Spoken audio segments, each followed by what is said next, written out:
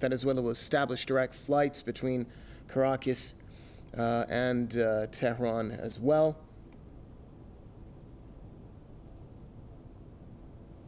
All right, I'm being told that to give us further insight on this very important visit by the Venezuelan president to Iran, we're now joined by activist and commentator Don DeBar joining us from Westchester, New York. Also, we will have lawyer, writer, and historian Alfred Zayas joining us from Geneva. Let's start off with Mr. DeBar from Westchester, New York. Sir, give us your thoughts. We went through some of the key points of the interview of the Venezuelan president, but I'd like to get your perspective on the significance and the importance of this visit, specifically in this point in time. First of all, I'm honored to be on after President Maduro, and I'm very pleased to see Iran and Venezuela building this bridge. It's been under, excuse me, it's been under construction for a while. I remember watching and reporting on the budding oil partnership between Iran and Venezuela, with the first conveyance of petroleum from Iran to Venezuela, looking at that as the beginning of something very powerful that could help reshape the world. Venezuela has played a very significant role in the past 20 years, 22 years in the Western Hemisphere, both in the post-Soviet period, sort of trying to reconfigure the role of socialism in the global economy, and also the role of nationalism in a world where internationalism was before the socialist banner, nationalism treated as if it were reactionary and anti-socialist, basically, and then seeing with globalism, after the fall of the Soviet Union and the movement of Western capital more or less across the planet, global control of the planet, nationalism becoming actually a progressive force. Places like Iran, Venezuela, Nicaragua, Cuba, other places where people were standing up to defend their own right of self-determination, their own sovereignty. In this hemisphere, Venezuela was a pioneer. We saw the example of the Cuban Revolution in 1959, 1960. We saw various attempted expressions of that squashed by the United States, an elected socialist president in the early 70s in Chile, who was assassinated, in essence, by the U.S., and fascism imposed for 20 years thereafter. And an attempt, the revolution in 1979 in Nicaragua. We saw governments come to power and leave in Ecuador and other places, in Honduras, a coup d'etat. In Venezuela, we saw essentially first an application of its oil and its other natural resources to solving the problems of its people, as an example. Also helping to protect Cuba against the global sanctions that have been imposed by the United States. Reaching out across the region, regardless of the system that was in place in each country, to try to stitch together some sort of cloth of solidarity in Central America, South America, and the Caribbean successfully. And then sort of being at the center of construction of a bunch of multilateral organizations, CELAC, UNASUR, so many of them, the Bolivarian, ALBA group, that are remaking still, but have remade Latin America, even in the minds of the most reactionary and colonial governments in this hemisphere. The people there expect more than they had before because of the example around them, and those governments even have had to change to a degree to accommodate their people. I point to Brazil right now as an example, which refuses to condemn Russia for the situation in Ukraine, despite the fact that the United States installed the government in Brazil right now, and despite the fact that the United States has the military in Brazil under its thumb. The global picture emanating from this part of the world and emanating from Venezuela in this part of the world to a large degree has changed because of the work of Hugo Chavez and Nicolas Maduro, by the way. Nicolas Maduro has faced the kind of pressure that Cuba faced, that Iran faced, and faces, all of these places that have been, the object of American anger, greed, lust, and hate survived. And Maduro is right next door. And while this happened, they built 3 million housing units for a country of 30 million people, by the way. Let's cross over now to Alfred Zayas in Geneva. Mr. Zayas, let's follow up on the comments made by our guest in New York about the importance of this visit in this point in time. Of course, one of the key comments of the Venezuelan president was that Iran and Venezuela, they share a common goal of fighting colonialism, imperialism, and racism. Unpack those comments for us, if you may. Well, that is certainly correct, what my colleague just said. But beyond that, I wanted to point out that it's ironic that Maduro now is in Tehran and not in Los Angeles. As you know, Venezuela was disinvited or not invited to this propaganda stunt called the Summit of the Americas that is taking place in California. Now, Cuba was excluded, so was Venezuela and Nicaragua, and several heads of state of countries like Mexico have boycotted this meeting. Now, a farce just as farcical as Biden's December show, which was the so-called summit for democracy. Now, going to the significance of this trip of Nicolas Maduro to Tehran, it is important to push back against sanctions, to show that sanctions have failed in the past. Certainly they have failed for 61 years in Cuba, and the United States has not succeeded in toppling the Cuban government, notwithstanding these draconian financial blockades and what is called the embargo, which, by the way, the General Assembly of the United Nations has condemned on 29 occasions, or 29 resolutions asking the United States to lift the embargo, which of course the United States has blithely ignored. Now, important for you to know, next Monday, the 50th session of the Human Rights Council begins here in Geneva. I will be participating as representative of the International Human Rights Association of American Minorities. I will probably speak in the interactive dialogue when the report of the High Commissioner is presented. And Elena Dohan, the United Nations rapporteur on the adverse impacts of unilateral coercive measures, that is, sanctions. Elena Dohan has been here this week for the annual meeting of special rapporteurs. I had the opportunity of speaking with her, and as you know, she just concluded a 12-day mission to Iran. Her report is now being drafted and will be presented to the Human Rights Council in September of this year. Significant in Elena's report is her documentation, the evidence that she brings on these adverse impacts of sanctions on the people of Iran. And in my own report to the General Assembly and to the Human Rights Council back in 2017 and 2018, I stated that sanctions, because sanctions kill, sanctions should be declared to be a crime against humanity. Now, these unilateral coercive measures have killed in Syria, they have killed in Somalia, they have killed in Iran, they have killed in Cuba, in Nicaragua, in Venezuela.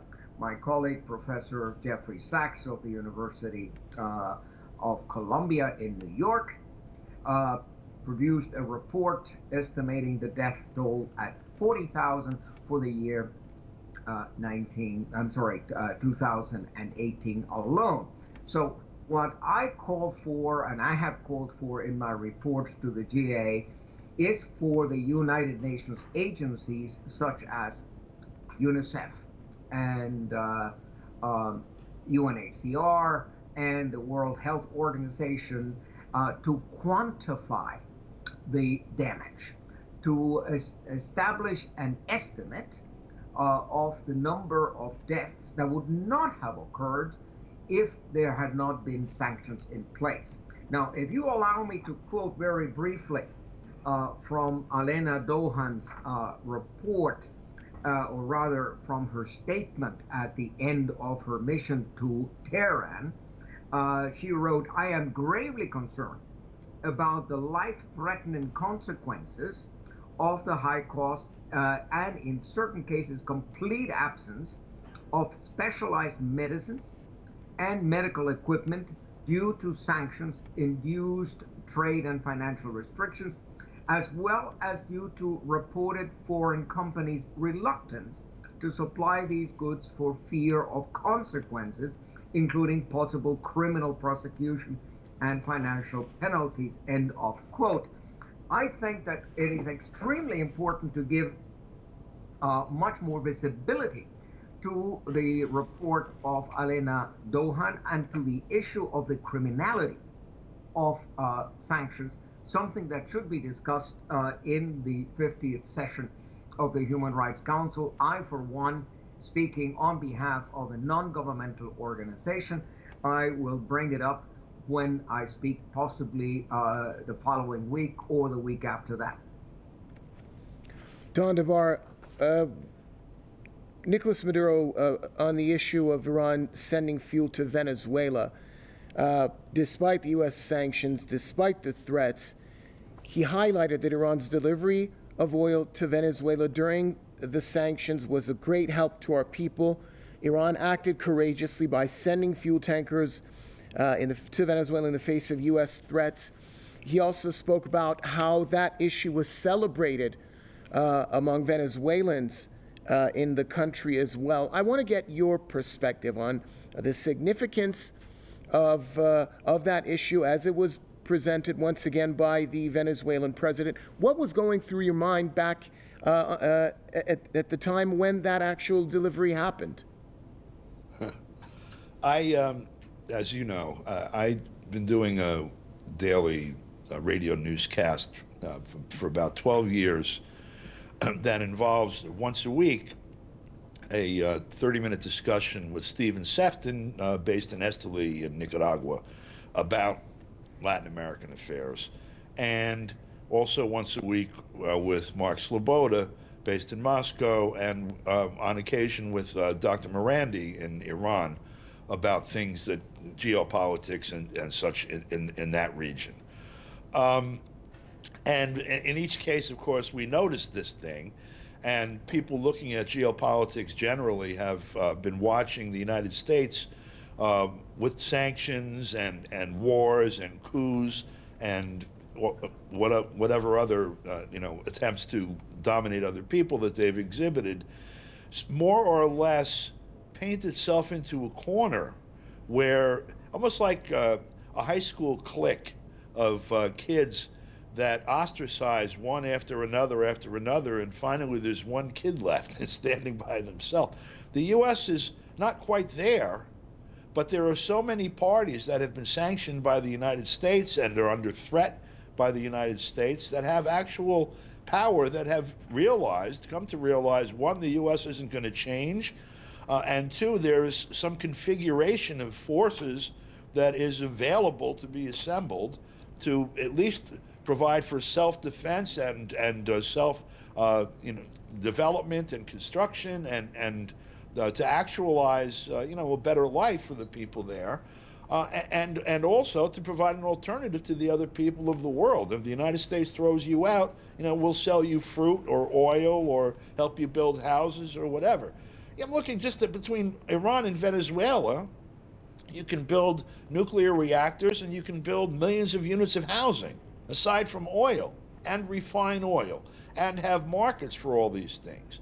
This is a world where perhaps half the people are housing challenged, food challenged, energy challenged. They need schools, they need water and sewer systems, electrical grid, infrastructure for internet, and other things.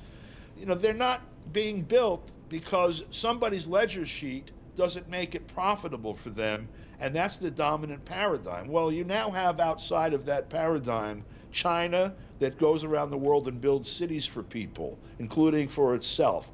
You have Iran and Venezuela and Brazil, most of Latin America and the Caribbean, and a good part of the region where you are in Tehran also, coming to realize, and the entire Belt and Road thing that's under construction, the SCO, all these other organizations, these are things, by the way, that I saw sort of being patterned after what happened in Latin America with Hugo Chavez.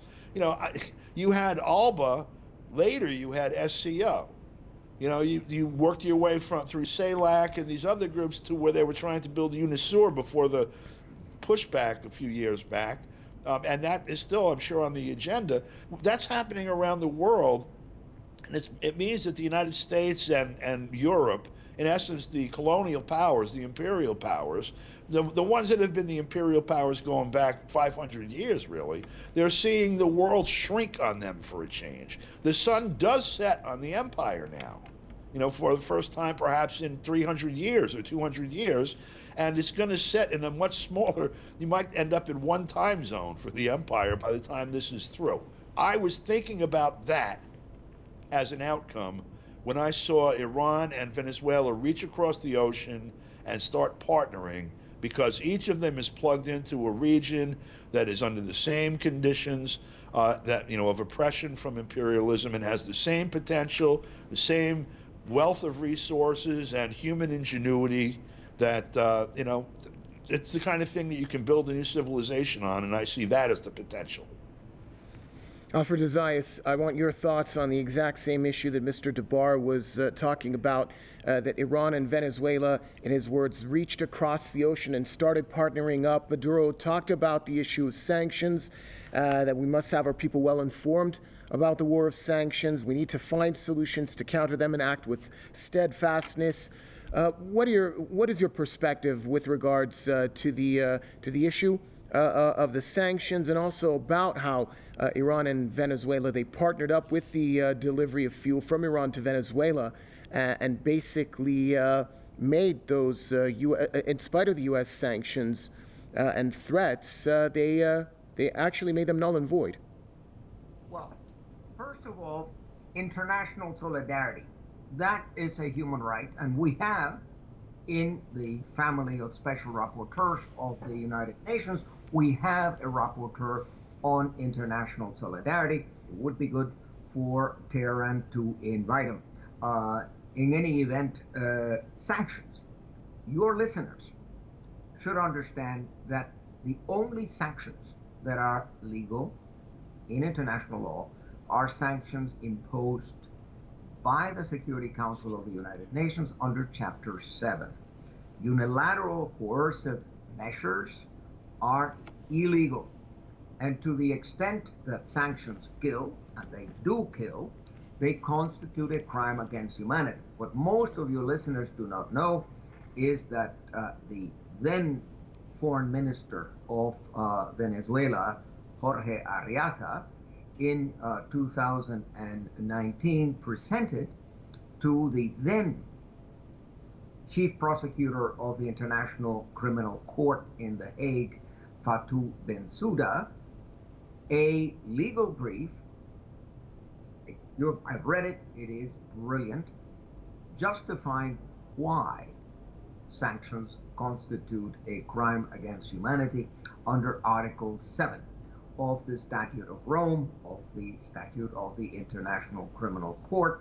The matter is still sub judice, it's still before the International Criminal Court.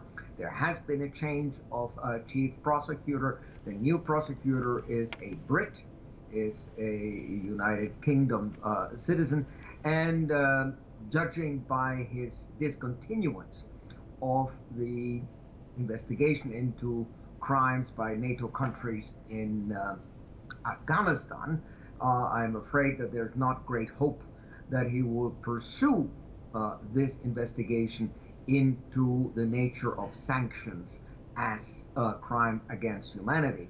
But another opportunity would be if enough countries in the General Assembly decide that this is a matter of concern, because by now certainly hundreds of thousands of persons have been affected and many killed because of sanctions. That should be elevated to the International Court of Justice, also in The Hague, to determine that such unilateral coercive measures contravene Article 2, Paragraph 4 of the United Nations Charter, because they are very much the same as a war. They are very much an illegal use of force, which is specifically prohibited in Article 2, Paragraph 4 of the Charter. But the fact that I say that, or that Alena Dohan says that, and other rapporteurs say that, doesn't make much of an impact. If the International Court of Justice were to make a finding to that effect, that would make an impact. And of course, the many international lawyers in the United States who try to go with the mainstream would have to take that into account. Another important point is to understand the implications of sanctions. Sanctions have destroyed the benefits of globalization. Sanctions are responsible for famine in the world. Sanctions have destroyed the supply chains in the world. I mean, the long-term impact of the sanctions imposed not only by the United States, but by Canada, the United Kingdom, and member states of the European Union, all of that adds up to a crime against humanity, for which, by the way, there's penal responsibility, but there's also civil liability, meaning that those countries imposing sanctions sooner rather than later will have to make compensation, will have to make reparation to the victims of this act of aggression in contravention of Article 2, Paragraph 4 of the UN Charter. Don DeBar, let's focus on one of the most pressing and important issues of the day. Going back to one of the comments by Nicolas Maduro that Venezuela and Iran share the common goal of fighting colonialism, imperialism, and racism, we have to focus on the issue of Palestine and the Israeli occupation.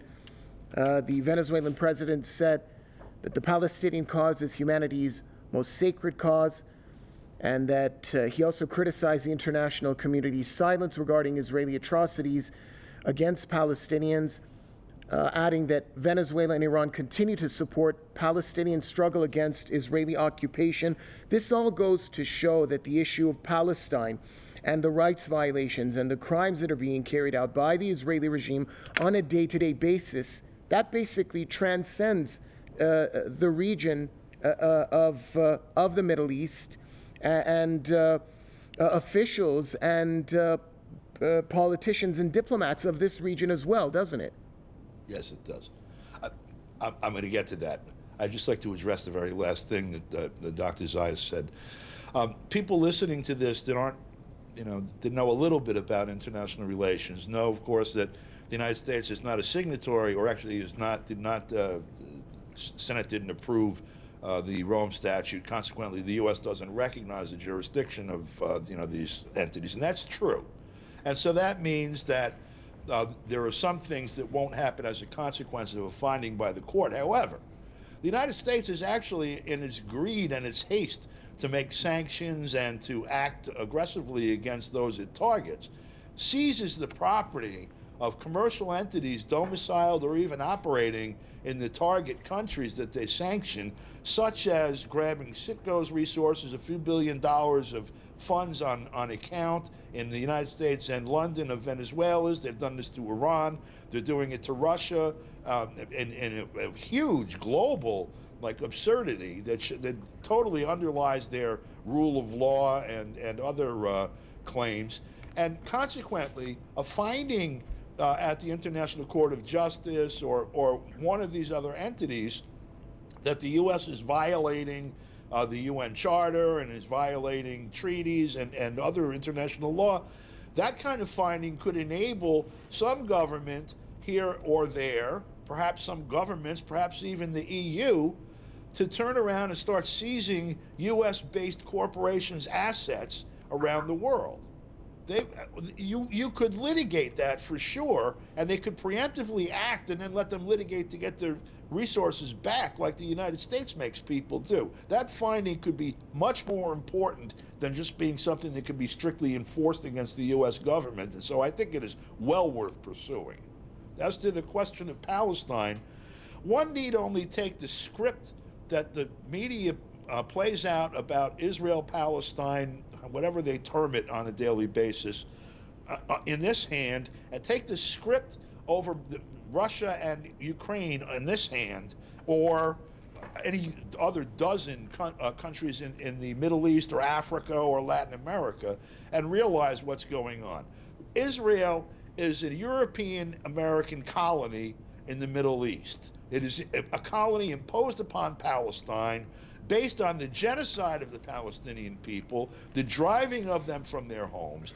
I'm listening to a daily basis people like Amy Goodman and others entertain a discussion of genocide in Ukraine, where I haven't looked lately, but the last time I looked on Friday of last week or Monday of this week at the United Nations Office of the High Commissioner on Human Rights, who's keeping a body count in Ukraine, there was somewhere around 4,400 civilians that have died on all sides in a country of 40 some odd million people. They're terming that a genocide.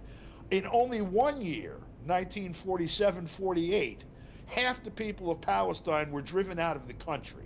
If that's not a genocide, then I don't see how they can call what's going on in Ukraine a genocide with a straight face. But that is on scale what's been going on.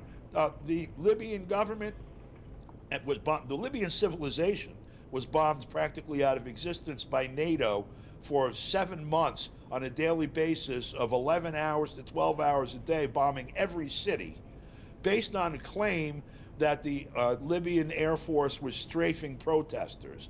Gaza has been subjected to bombing raids by the Israeli army and armed forces, the Israeli IDF, as they call it laughingly, almost a daily basis for decades. I remember when after Obama got elected and before he took office, they were bombing the hell out of Gaza, during December and January, and he couldn't discuss that because only one president at a time. And it happened several times during his presidency, and I guess there was one president at a time, but not him, because he didn't do anything about it then. Trump no better. This one no better. This is the life that the Palestinians have had to live in front of the whole world. We see this, okay? People around the world see it. Most Americans don't see it because the media hides it, and a lot of people in Europe don't see it. But almost everybody else in the world knows that this European colony has resulted in the murder of as many Palestinians as they could grab, and it's an ongoing thing, and a huge amount of money goes through that's stolen, that's laundered, and that's used to kill people around the world. All right, thanks a lot, gentlemen. We're going to wrap up this segment of the program. Activist and commentator Don DeBar joining us from Westchester, New York. And a special thanks to lawyer, writer, historian Alfred Zayas speaking to us from Geneva.